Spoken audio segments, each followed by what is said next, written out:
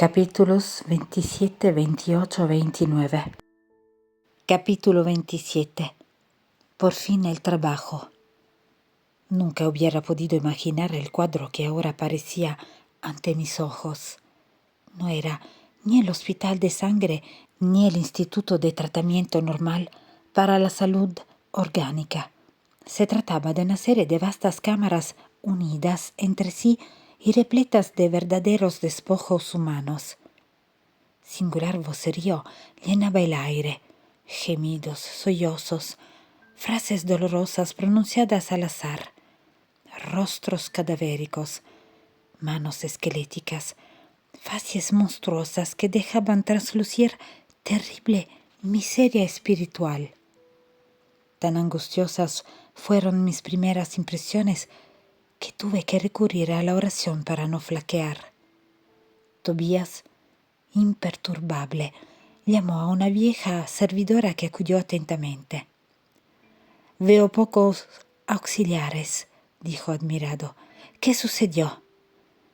«El ministro Flaccus», aclaró la viejecita en tono respetuoso, «determinó que la mayoría acompañase a los samaritanos». Los samaritanos, organización de espíritus benefactores en nuestro hogar. Nota del autor espiritual. El ministro Flaccus determinó que la mayoría acompañase a los samaritanos para los servicios de hoy en las regiones del umbral. Hay que multiplicar las energías, volvió a decir con serenidad. No tenemos tiempo que perder. Hermano Tobías, por caridad, gritó un anciano, gesticulando, agarrado al lecho a la manera de un loco. Estoy sofocado. Esto es miles veces peor que la muerte en la tierra. Socorro, socorro. Quiero salir. Quiero aire, mucho aire. Tobías se aproximó, lo examinó con atención y preguntó: ¿por qué Ribeiro habrá empeorado tanto? Experimentó una crisis de grandes proporciones, explicó la servidora, y el asistente González esclareció que la carga de pensamientos sombríos emitidos por los parientes encarnados era la causa fundamental de que se hubiera agravado en su perturbación. Hallándose aún muy débil y sin haber acumulado fuerza mental suficiente para desprenderse de los lazos fuertes del mundo, el pobre no ha podido resistir como sería de desear.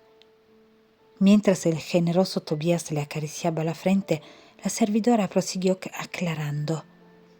Hoy, muy temprano, él se ausentó sin consentimiento nuestro, corriendo de modo excesivo. Gritaba que exigían su presencia en el hogar, que no podía olvidar a la esposa y a los hijos llorosos, que era cruel retenerlo aquí, distante de su hogar. Lorenzo y Hermes se esforzaron por hacerlo volver al lecho, pero fue imposible. Resolví entonces aplicarle algunos pases de postración. Le subtraje las fuerzas y el movimiento para su propio beneficio. Hizo muy bien, acentuó Tobías pensativo. Voy a pedir medidas contra la actitud de la familia. Es necesario que reciba mayor cantidad de preocupaciones para que nos deje a Ribeiro en paz. Miré al enfermo procurando descubrir su íntima expresión, verificando la legítima manifestación de un demente. Él había llamado a Tobías como la criatura que conoce al bienhechor, pero acusaba profundo desconocimiento de cuanto se decía a su respecto. Observando mi admiración, el nuevo orientador me explicó: el pobrecito permanece en la fase de las pesadillas, en la cual el alma ve y oye poco más que sus propias aflicciones. El hombre, mi querido amigo, encuentra en la vida real lo que amontonó para sí mismo. Nuestro Ribeiro se dejó entusiasmar por numerosas ilusiones. Quise indagar sobre el origen de sus padecimientos, conocer la procedencia y la historia de su situación, pero recordé acertadas recomendaciones de la Madre Delicias relativas a la curiosidad y callé. Tobías dirigió al enfermo generosas palabras de optimismo y de esperanza. Le prometió que iría en busca de recursos y mejoras, pidiéndole que se mantuviera en calma para beneficio propio y que no se aborreciese por estar sujeto a la cama. Ribeiro, muy trémulo, con el rostro como la cera, esbozó una sonrisa muy triste y agradeció con lágrimas. Seguimos a través de numerosas filas de camas bien cuidadas, sintiendo la desagradable exhalación del ambiente, oriunda, como vine a saber más tarde, de las emanaciones mentales de los que allí se congregaban, con las dolorosas impresiones de la muerte física y muchas veces bajo el imperio de bajos pensamientos. Se reservan estas cámaras, me explicó el compañero bondadosamente, solo para entidades de naturaleza masculina. Tobías, Tobías, estoy muriéndome de hambre, de sed, gritaba un internado. Socorro, hermano, gritaba otro. Por amor de Dios, no puedo soportar más, exclamaba un tercero. Con el corazón lacerado ante el sufrimiento de tantos seres, no pude contener la penosa expresión siguiente. Amigo mío, qué triste es la reunión de tantos dolientes y torturados. ¿Por qué este cuadro angustioso? Tobías, sin perturbarse, respondió. No debemos observar aquí solamente el dolor y la desolación. Recuerde, hermano mío, que estos enfermos están atendidos y que ya fueron retirados del umbral, donde tantas celadas aguardan a los desprevenidos, descuidados de sí mismos. En esos pabellones al menos se preparan ya para obtener servicio regenerador. En cuanto a las lágrimas que vierten, recordemos que deben a sí mismos esos padecimientos.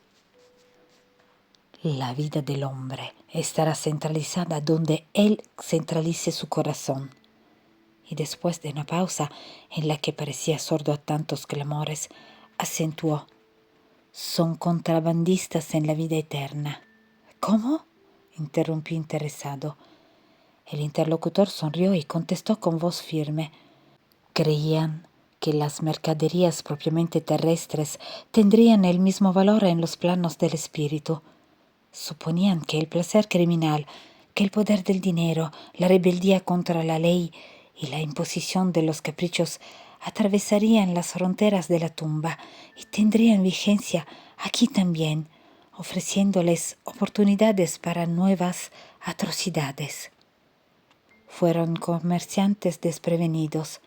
Olvidaron cambiar las posesiones materiales por los créditos espirituales. No aprendieron las más simples operaciones de cambio en el mundo. Cuando iban a Londres, cambiaban millones de contos de reis. Reis, moneda brasileña vigente en la época en que se escribió el libro. Cambiaban millones de contos de reis por libras esterlinas. Sin embargo, ni siquiera con la seguridad matemática de la muerte carnal se animaban a adquirir los valores de la espiritualidad. ¿Y ahora? ¿Qué hacer?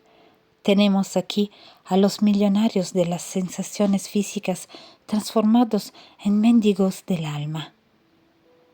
Realmente, Tobías, no podía ser más lógico.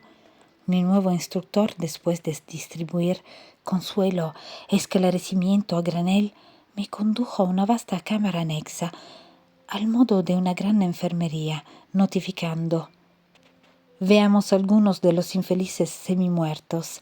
Narcisa, la servidora, nos acompañaba solícita. Se abrió la puerta y casi me tambaleé ante la angustiosa sorpresa. 32 hombres de semblante patibulario permanecían inertes en lechos muy bajos, evidenciando apenas leves movimientos de respiración. Haciendo un gesto significativo con el índice, Tobías aclaró: estos sufridores padecen un sueño más pesado que otros de nuestros hermanos ignorantes. Les llamamos creyentes negativos. En lugar de aceptar al Señor, eran vasallos intransigentes del egoísmo. En lugar de creer en la vida, en el movimiento, en el trabajo, admitían solamente la nada, la inmovilidad y la victoria del crimen. Convirtieron la experiencia humana en constante preparación para un gran sueño, y como no tenían la más ligera idea del valor del bien al servicio de la colectividad, no tienen otro recurso que el de dormir largos años en pesadillas siniestras. No conseguía manifestar mi espanto. Con mucho cuidado, Tobías comenzó a aplicar pases de fortalecimiento bajo mi mirada atónita. Terminada la operación en los dos primeros, comenzaron ambos a expeler una sustancia negra por la boca, una especie de vómito oscuro y viscoso con terribles emanaciones cadavéricas. Son fluidos venenosos lo que secretan, explicó Tobías con mucha calma. Narcisa hacía lo posible por atender prontamente la tarea de limpieza, pero era en balde. Gran número de ellos dejaba escapar la misma substancia negra y fétida. Fue entonces que instintivamente tomé los utensilios de higiene y me lancé al trabajo con ardor. La servidora parecía contenta con el auxilio humilde del nuevo hermano, al paso que Tobías me dispensaba miradas de satisfacción y de agradecimiento. El servicio continuó durante todo el día, costándome bendito sudor, y ningún amigo en el mundo podría valorar la alegría sublime del médico que recomenzaba la educación de sí mismo en una rudimentaria enfermería. Capítulo 28. En servicio. Terminada en el crepúsculo la oración colectiva, Tobías conectó el receptor con el fin de oír a los samaritanos que se hallaban en actividad en el umbral. Sumamente curioso, vine a saber que los grupos de operaciones de esa naturaleza se comunicaban con las retaguardias de la tarea en horas convencionales. Sentíame algo cansado por los intensos esfuerzos realizados, pero mi corazón entonaba himnos de alegría interna.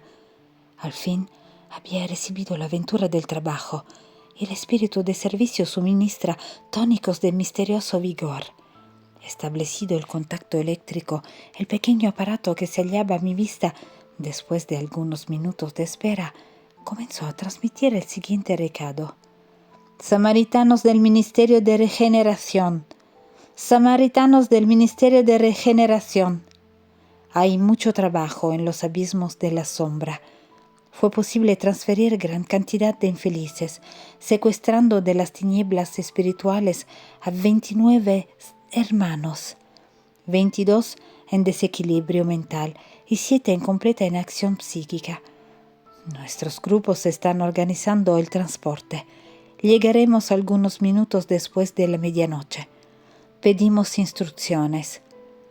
Notando que Tobías y Narcisa cruzaban sus miradas profundamente admirados, tan pronto como silenció aquella extraña voz, no pude contener la pregunta que brotaba de mis labios. ¿Cómo puede ser eso? ¿Por qué se transporta en masa? ¿No son todos espíritus? Tobías sonrió y explicó. El hermano olvida que no llegó al ministerio de auxilio de otro modo. Conozco el episodio de su venida. Es preciso recordar siempre que la naturaleza no da saltos y que en la tierra o en los círculos del umbral nos hallamos revestidos de fluidos pesadísimos. Tanto el avestruz como la golondrina son aves y tienen alas. No obstante, la primera apenas puede subir a las alturas si transportada, mientras que la segunda corta aceleradamente las vastas regiones del cielo. Dejando percibir que el momento no era para divagaciones, se dirigió a Narcisa diciendo: «Es muy grande el rescate de esta noche. Necesitamos tomar medidas inmediatas». «Serán necesarios muchos lechos», murmuró la servidora algo pesarosa. «No se aflija», respondió Tobías con resolución. Alojaremos a los turbados en el pabellón 7 y a los debilitados en la cámara 33. Enseguida se llevó la diestra a la frente como para pensar en algo muy serio y exclamó: resolveremos fácilmente la cuestión de la hospitalidad, pero lo mismo no se dará en lo que concierne a la asistencia. Nuestros auxiliares más fuertes fueron requeridos para garantizar los servicios de comunicaciones en las esferas de la Tierra. En vista de las nubes de las tinieblas que ahora envuelven al mundo de los encarnados, necesitamos personal de servicio nocturno, porque los operarios en funciones con los samaritanos llegarán extremadamente fatigados. Me ofrezco con placer para lo que pueda aprovechar, exclamé espontáneo. Tobías me dirigió una mirada de profunda simpatía mezclada de gratitud, haciéndome experimentar dulce alegría íntima. Pero, ¿está decidido a permanecer en las cámaras durante la noche?, preguntó admirado. ¿No hacen otros lo mismo?, indagué a mi vez. Sintiéndome dispuesto y fuerte, necesito recuperar el tiempo perdido. El generoso amigo me abrazó agregando: pues bien, acepto confiado la colaboración. Narcisa y los demás compañeros quedarán también de guardia. Además mandaré a Venancio y a Salustio, 2 hermanos de mi confianza. No puedo permanecer aquí en servicio nocturno en vista de los compromisos anteriores que tengo, pero en caso necesario, usted o alguno de los nuestros me comunicará cualquier ocurrencia de mayor gravedad. Trazaré el plan de trabajo facilitando en todo lo que sea posible su ejecución. Y se develó gran número de providencias. Mientras 5 servidores operaban en compañía de Narcisa, preparando ropa adecuada y pertrechos de enfermería, Tobías y yo movíamos pesado material en el pabellón 7 y en la cámara 33. No podía explicar lo que pasaba conmigo. A pesar de la fatiga de los brazos, experimentaba júbilo indecible en el corazón. En el taller donde la mayoría busca el trabajo comprendiendo su sublime valor, servir constituye una alegría suprema. No pensaba francamente en la compensación de los bonus hora, en las recompensas inmediatas que me pudiesen advenir del esfuerzo, pero mi satisfacción era profunda, reconociendo que podría comparecer feliz y honrado ante mi madre y los benefactores que había encontrado en el ministerio de auxilio. Al despedirse, Tobías volvió a abrazarme y me dijo: les deseo mucha paz con Jesús, una buena noche y un servicio útil. Mañana a las 8 usted podrá descansar. El máximo de trabajo cada día es de 12 horas, pero ahora estamos en circunstancias especiales. Respondí que las determinaciones tomadas me llenaban de sincera alegría, y a solas con gran número de enfermeros pasé a interesarme por los enfermos con más cariños. Entre los auxiliares presentes me impresionó la bondad espontánea de Narcisa, que atendía a todos maternalmente. Atraído por su generosidad, traté de aproximarme a ella con interés. No fue difícil alcanzar el placer de su conversación cariñosa y simple. Aquella viejecita amable se asemejaba a un libro sublime de bondad y de sabiduría. ¿Hace mucho tiempo que la hermana trabaja aquí?, pregunté a cierta altura de la amistosa conversación. Sí, permanezco en las cámaras de rectificación en servicio activo desde hace 6 años y algunos meses. Todavía me falta más de 3 años para realizar mis deseos. Ante la silenciosa negación de mi mirada, Narcisa continuó amablemente: necesito un aval muy importante. ¿Qué quiere decir con eso? Necesito encontrar algunos espíritus amados en la tierra para realizar servicios de elevación en conjunto. Por mucho tiempo, en razón de mis desvíos pasados, Rogué en vano la posibilidad necesaria a mis fines. Vivía turbada, afligida. Me aconsejaron recurrir a la ministra veneranda y nuestra benefactora de regeneración me prometió que recomendaría mis propósitos al Ministerio de Auxilio, pero me exigió 10 años consecutivos de trabajo aquí para que yo pueda corregir ciertos desequilibrios del sentimiento. En un primer momento quise rehusarme, considerando demasiado grande la exigencia. Luego reconocí que ella tenía razón. Después de todo, el consejo no la beneficiaba a ella, y sí, a mí. Así gané mucho aceptando su indicación. Me siento más equilibrada y más humana, y creo que viviré con dignidad espiritual mi futura experiencia en la tierra. Iba a manifestar mi profunda admiración cuando uno de los enfermeros próximos gritó: «¡Narcisa, Narcisa!». No me correspondía retener por simple curiosidad personal a aquella hermana dedicada, transformada en madre espiritual de los sufridores. Capítulo 29. La visión de Francisco. Mientras Narcisa consolaba a un afligido enfermo, fue informado de que me llamaban por el aparato de comunicaciones urbanas. Era la señora Laura pidiendo noticias. De hecho, olvidara avisarle sobre las deliberaciones del servicio nocturno. Pedí disculpas a mi benefactora y le suministré escueto relato verbal de la nueva situación.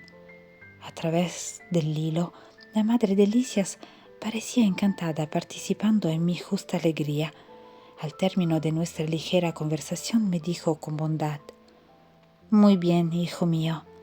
Apasionese por su trabajo, embriáguese en el servicio útil. Solamente así que podremos atender a nuestra edificación eterna. No obstante, recuerde que esta casa le pertenece». Aquellas palabras me llenaron de nobles estímulos. Regresando al contacto directo con los enfermos, noté que Narcisa estaba luchando heroicamente para calmar a un hombre joven que revelaba singulares disturbios. Procuré ayudarla. El pobrecito, con la mirada perdida en el espacio, gritaba espantado: «Ayúdeme, por amor de Dios. Tengo miedo, mucho miedo».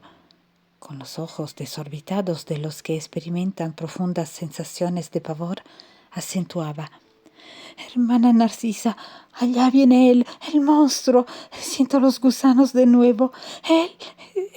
Líbreme de él, hermana. No quiero». «Calma, Francisco», pedía la compañera de los infortunados. «Usted va a liberarse, a ganar mucha serenidad y alegría. Pero todo depende de su esfuerzo. Hágase cuenta que su mente es una esponja embebida de vinagre. Es necesario expeler esa sustancia agria. Yo le ayudaré a lograrlo, pero el trabajo más intenso le corresponde a usted mismo». El enfermo mostraba buena voluntad, se calmaba al oír los consejos cariñosos, pero enseguida volvía a la misma palidez de antes, prorrumpiendo en nuevas exclamaciones. «Pero, hermana, observe bien. Él no me deja. Ya volvió a atormentarme. Véalo». «Lo estoy viendo, Francisco», respondía ella con prudencia. «Pero es indispensable que usted me ayude a expulsarlo». «Este fantasma diabólico», agregaba llorando como una criatura y provocando compasión. «Confíe en Jesús y olvide al monstruo», decía la hermana de los infelices piadosamente. «Vamos a los pases. El fantasma huirá de nosotros». Le aplicó fluidos saludables y reconfortantes que Francisco agradeció, manifestando inmensa alegría en la mirada. «Ahora», dijo él después de terminada la operación magnética, «estoy más tranquilo». Narcisa le arregló las almohadas y mandó a que otras servidoras le trajera agua magnetizada. Aquel ejemplo de la enfermera me enternecía. El bien como el mal, en todas partes, establece misterioso contagio. Observando mi sincero deseo de aprender, Narcisa se aproximó más, mostrándose dispuesta a iniciarme en los sublimes secretos del servicio. ¿A quién se refiere el enfermo?, indagué impresionado. ¿Acaso está siendo asediado por alguna sombra invisible a mi vista? La veterana servidora de las cámaras de rectificación sonrió cariñosamente y dijo: «Se trata de su propio cadáver». «¿Qué dice?», repliqué espantado. El pobrecito era excesivamente apegado a su cuerpo físico y vino a la esfera espiritual después de un desastre originado por pura imprudencia. Estuvo durante muchos días al lado de los despojos, en pleno sepulcro, sin conformarse con su nueva situación. Quería firmemente levantar el cuerpo yerto. Tal era el imperio de la ilusión en que viviera, que en ese triste esfuerzo gastó mucho tiempo. Se amedrentaba con la idea de enfrentar lo desconocido y no conseguía acumular ni siquiera el más mínimo desapego a las sensaciones físicas. De nada valieron los socorros que le prodigaron desde las altas esferas, pues cerraba la zona mental a todo pensamiento relacionado con la vida eterna. Por fin, los gusanos le hicieron experimentar tales sufrimientos que el pobre se apartó del sepulcro, lleno de horror. Comenzó entonces a peregrinar por las zonas inferiores del umbral. En tanto, los que habían sido sus padres en la tierra poseen aquí grandes créditos espirituales y rogaron que se le internase en la colonia. Lo trajeron los samaritanos casi a la fuerza, pero su estado es aún tan grave que no podrá ausentarse todavía de las cámaras de rectificación. El amigo que fue su padre en la carne está actualmente en una arriesgada misión, lejos de nuestro hogar. ¿Y viene a visitar el enfermo?, pregunté. Ya vino 2 veces y experimentó gran conmoción observando su sufrimiento. Es tal la turbación del joven que no reconoció al generoso y dedicado padre. Gritaba afligido, poniendo de manifiesto una dolorosa demencia. El padre, que vino a verlo en compañía del ministro Padua, del Ministerio de Comunicaciones, parecía muy superior a la condición humana. Mientras se encontraba con el amigo que obtuviera la hospitalidad para el infeliz hijo. Se demoraron bastante comentando la situación espiritual de los recién llegados desde los círculos carnales. Pero cuando el ministro Padua se retiró compelido por circunstancias del servicio, el padre del muchacho me pidió que le perdonase el gesto humano y se arrodilló delante del enfermo. Le tomó las manos con ansiedad, como si procurase transmitirle vigorosos fluidos vitales, y le besó la cara llorando copiosamente. No pude contener las lágrimas y me retiré dejándolos solos. No sé lo que pasó entre ambos, pero noté que desde ese día Francisco mejoró bastante. La demencia total se redujo a crisis que son ahora cada vez más espaciadas. Oh, ¿cómo conmueve todo esto?, exclamé bajo fuerte impresión. ¿Cómo puede perseguirlo la imagen del cadáver? La visión de Francisco, aclaró la anciana con atención, es la pesadilla de muchos espíritus. Después de la muerte carnal, se apegan demasiado al cuerpo, no alcanzan otra cosa, viviendo de él y para él, dedicándole verdadero culto. Y cuando llega el soplo renovador, se niegan a abandonarlo. Repelen cualquier idea de espiritualidad y luchan desesperadamente por conservarlo. No obstante, surgen los gusanos voraces y los expulsan. A esa altura se horrorizan del cuerpo y adoptan nueva actitud extremista. La visión del cadáver como fuerte creación mental de ellos mismos los atormenta en lo íntimo del alma. Sobrevienen perturbaciones y crisis más o menos largas y sufren mucho hasta la eliminación integral de su fantasma. Notando mi conmoción, Narcisa agregó: gracias al Padre, estoy aprovechando bastante estos últimos años de servicio. Ah, cómo es de profundo el sueño espiritual de la mayoría de nuestros hermanos en la carne. Esto, desde luego, debe preocuparnos, pero no herirnos. La crisálida se adhiera a la materia inerte, pero la mariposa alzará el vuelo. La simiente es casi imperceptible, mientras que el roble será gigantesco. La flor muerta vuelve a la tierra, pero el perfume vive en el cielo. Todo embrión de la vida parece dormir. No debemos olvidar estas lecciones. Narcisa se calló sin que yo me atreviese a interrumpir su silencio.